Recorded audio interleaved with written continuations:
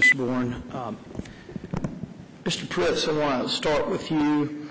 I want to get to the fundamental reason for why you're doing what you're doing.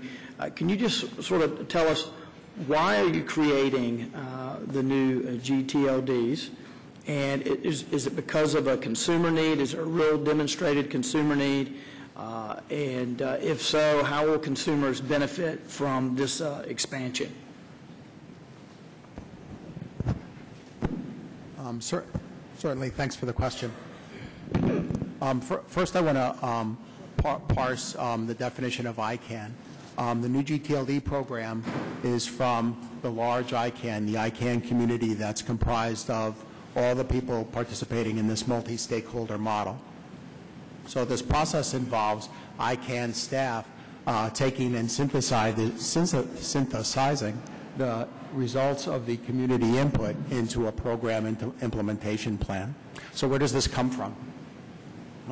It comes from the very birth of ICANN. In 1998, in a hearing, it was discussed that one of the prime purposes of this new corporation that was to provide Internet governance was to provide increased competition and opportunities for innovation. It was specified right at that time we could do that in two ways. ICANN could do that in two ways. One was by introducing competition into the registrar marketplace. At the time ICANN was formed, there was one registrar, NSI, and they charged $75 or $80 for a domain name.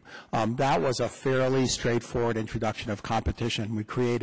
ICANN created a registrar marketplace where there's now 930 some odd registrars, and as you know, the price of a domain name is $8 or $10. The other very specific instance that was discussed at that hearing was how should the new introduction of new top-level domains be introduced, because it was perceived then as now that would provide opportunity for innovation and more choice for consumers. At that time, it was specifically left for this new corporation to decide that. So ICANN has actually spent 10 years, the big ICANN has spent 10 years looking at that problem.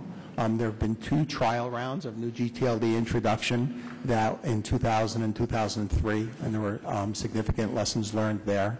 And then the GNSO, which is ICANN's primary policy-making organization, convened this 19-month intensive policy-making process where they considered this question, and they almost unanimously resolved that new GTLDs would provide innovation and choice. These are the experts that we all rely on in the Internet multi-stakeholder model that are knowledgeable of that model and will understand the benefits of that. I'm limited on time, so let me get a little follow-up here. So assuming there is a consumer benefit, just assume that for the sake of argument, do you see these changes giving opportunity to rogue sites, or for more rogue sites and parasitic sites to spring up?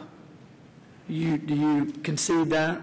I think that new registrants will continue to register names, and whether they're all in .com, .net, and .org now, or whether they'll register them in a broader base of sites, I think that the introduction of new consumer protection mechanisms and new rights protection mechanisms in the new GTLDs will actually make them a safer environment.